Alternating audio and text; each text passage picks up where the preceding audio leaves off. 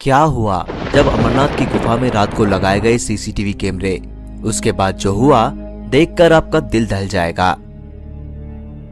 दोस्तों, अमरनाथ की गुफा एक ऐसी रहस्यमय जगह है जहां आज तक वैज्ञानिक भी इस बात का पता नहीं लगा पाए हैं कि अमरनाथ गुफा में बना बर्फ का शिवलिंग आखिर कैसे संभव है। जैसा कि आप सभी को पता ही होगा कि हर साल अमरनाथ मंदिर केवल 2 महीनों के लिए ही खुलता है और बाकी पूरे साल बंद रहता है। मित्रों, जहां स्वयं महादेव का वास हो वहां चमत्कार होना तो स्वाभाविक है। अमरनाथ से जुड़े ऐसे कई रहस्य हैं जिन्हें जानने का प्रयास तो कई लोगों ने किया, लेकिन वे इन्हें जान नहीं पाए। आज की ये घटना भी कुछ ऐसे ही रहस्यों से जुड़ी है जिसे सुनकर आप भी चौंक जाएंगे। लेकिन उससे पहले कि हम आगे बढ़े, अगर आप भी बाबा अमरनाथ के सच्चे भक्त हैं तो कमेंट बॉक्स में एक बार जरूर लिखें हर हर महादेव।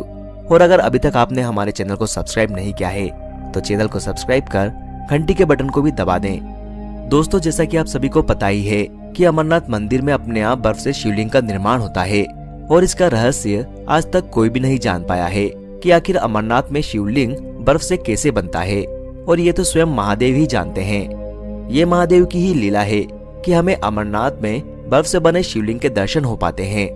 अमरनाथ मंदिर आखिर 10 महीनों के लिए क्यों बंद रहता है और बंद रहने पर भीतर का दृश्य कैसा होता होगा, इन सभी बातों को जानने के लिए एक बार एक व्यक्ति बड़ी चतुराई के साथ अमरनाथ की गुफा में सीसीटीवी कैमरा लगा देता है।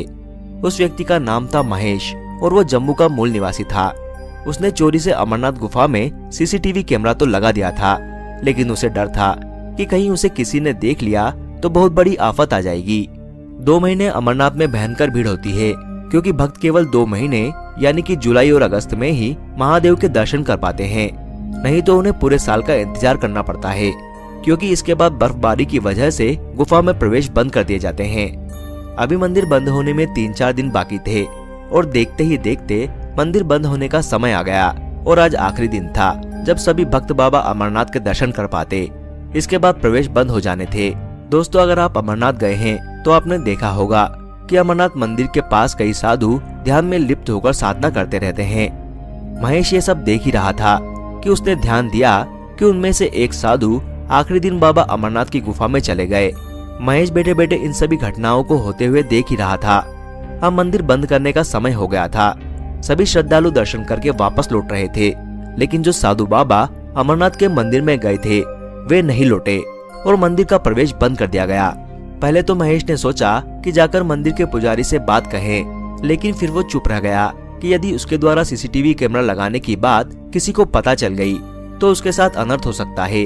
इसीलिए महेश चुपचाप अमरनाथ गुफा के अंदर होने वाली सभी गतिविधियों पर नजर रख रहा था।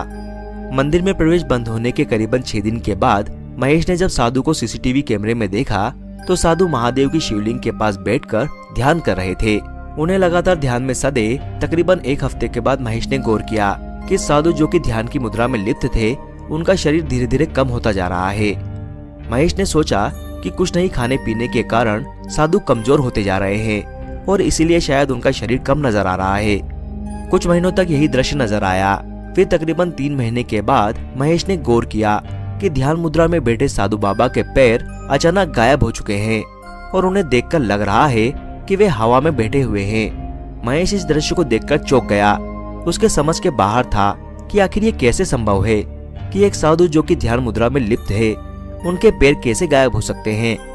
वे अत्यंत परेशान रहने लगा और फिर तकरीबन 6 महीने के बाद उसने देखा कि साधु के हाथ भी गायब हो गए हैं। इन दृश्यों को देखकर महेश इतना परेशान हो गया कि वो बीमार होने लगा।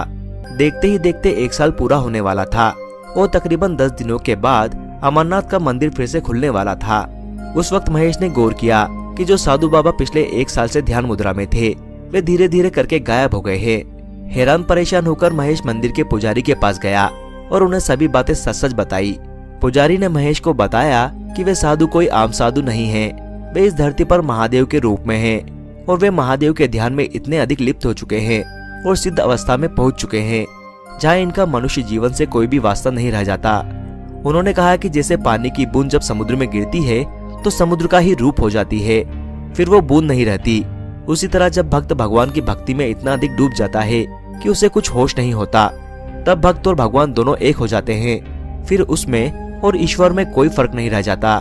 ये बात सुनकर महेश मंत्रमुग्ध हो गया उसे साक्षात उस संत के रूप में महादेव के दर्शन हो गए, भले ही ये दर्शन सीसीटीवी कैमरे द्वारा ही हुए हो। अब महेश अपने आप को धन्य महसूस कर रहा था और वो जान चुका था कि ईश्वर सत्य है और ये पूरी सृष्टि उन्हीं की रचना है। अब देखते ही देखते 10 दिन बीत गए और बाबा अमरनाथ का मंदिर श्रद्धालुओं और अपने भक्तों के लिए एक बार फिर से खुल गया।